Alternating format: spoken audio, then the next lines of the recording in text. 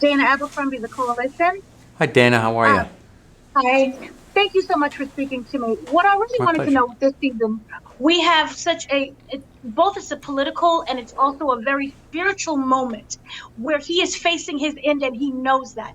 Can you talk about dealing with both the inner turmoil that he is dealing with and also the outside of knowing that there are people outside against him and also in house there is conflict?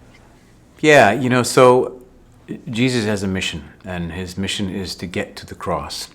And how he gets there is what The Chosen is all about.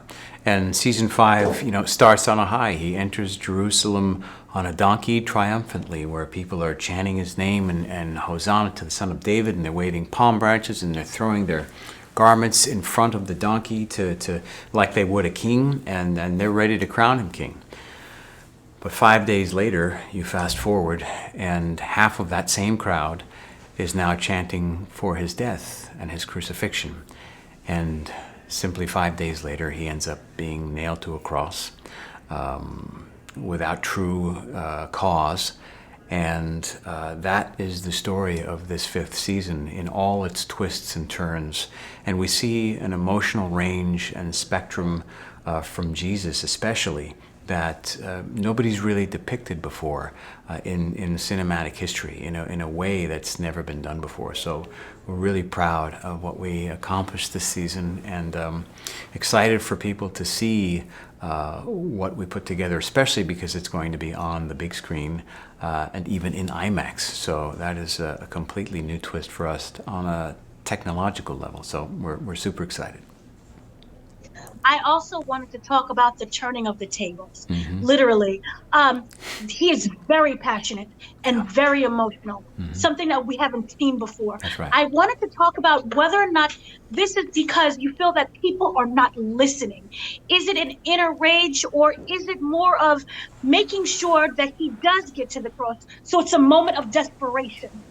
I think there's elements of knowing that that action will certainly set the ball in motion to make sure that the Pharisees and the people that are against his mission make sure that he gets appropriately seized and sentenced and taken out of the picture, so to speak.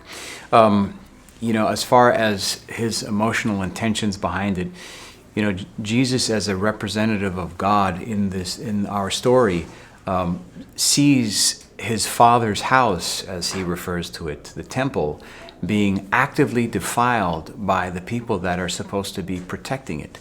There's extortion going on. There's cheating going on. There's all sorts of illicit kinds of activities being done in the temple, and right in plain view. And he sees this as an absolute affront to God, and rightly so, and decides that he's had enough. It's the last straw, and he has to make an example. And so he turns the tables over. He flips tables on these money changers who are cheating people, and these people that are being cheated and extorted are the poorest of the poor. They are pilgrims that have come all the way to Jerusalem once a year, spent everything they had to give these animals over as sacrifices in atonement for sins, and being upsold and being told that what they are bringing is not pure enough. They have to buy one of the temple animals instead, and it's going to cost this much, and 40% more for this tax and the Romans tax, and so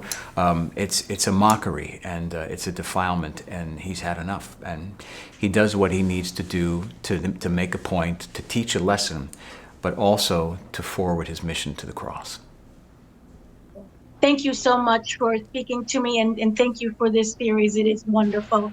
It's my pleasure, Dana. Thanks for having me. Thank you. God bless.